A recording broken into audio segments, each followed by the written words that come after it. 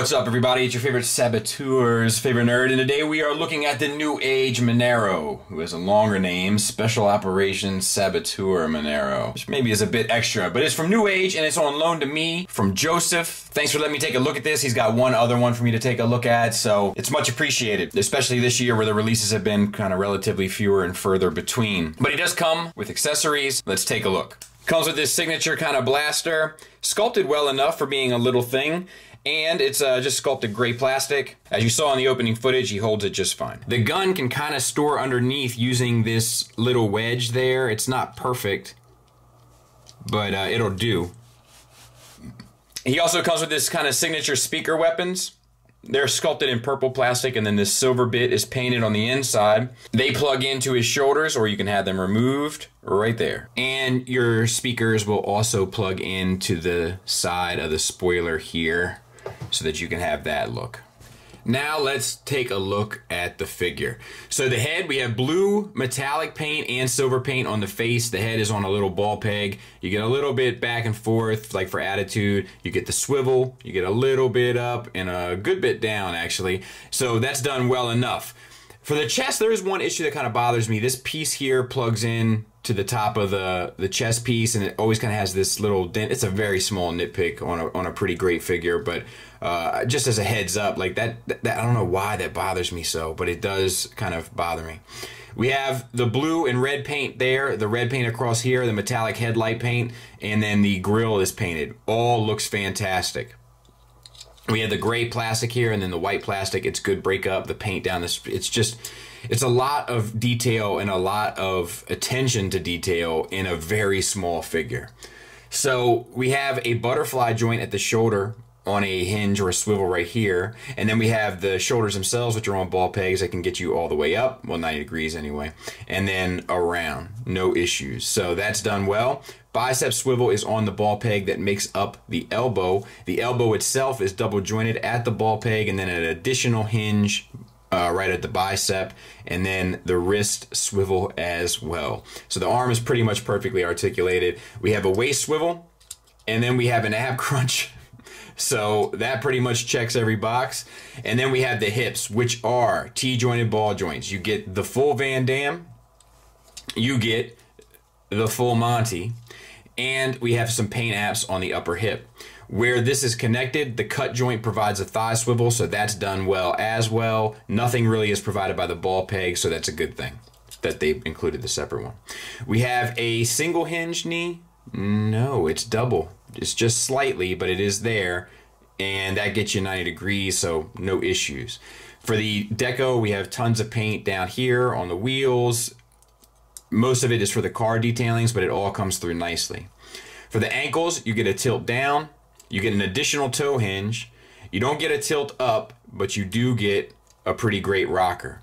So it's pretty, the only issue kind of that you, like the knee bends forward, like there's nothing to stop it. So nothing that can't be fixed with like a little bit of posing.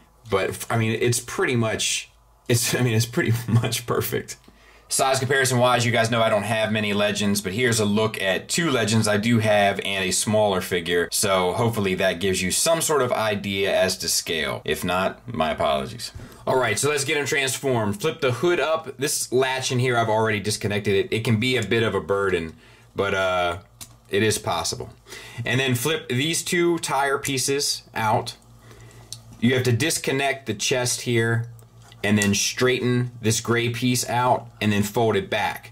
That's why, you know, you can't have it flush in robot mode. And then tuck in this head flap here. Make sure that the head will fit through as you do so.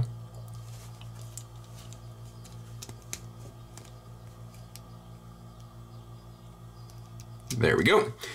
And flip the feet down. Lift these flaps up and then unfurl the side of the vehicle from inside the leg, and you see where that screw is there. You want to slide that up. Same for this side.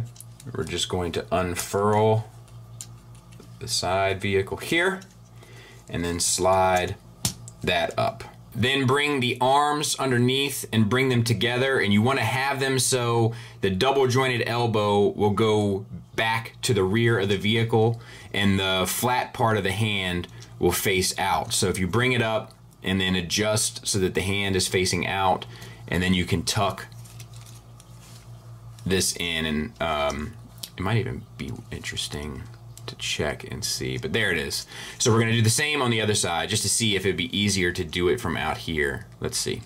If we tab this into the shoulder and then swivel the hand around, can you, it doesn't really fit. But, so you kind of have to do it in here, which is a little bit challenging for a big fingered gentleman like myself, but not impossible. That's what you want. And then it's just a matter of collapsing it. So you'll see on these panels that you unfurl that they can slide up and kind of get in alignment with these rear windows. Then because of the knee situation that we kind of talked about during articulation, you can tuck this in and sort of align everything. Plug this together. And then this piece together. And tuck that underneath the window there so that all of this sort of sits tight, as tight as you can be. And then flip your side tires to the outside and you've pretty much got it. So I'll clean it up, we'll take a look at it.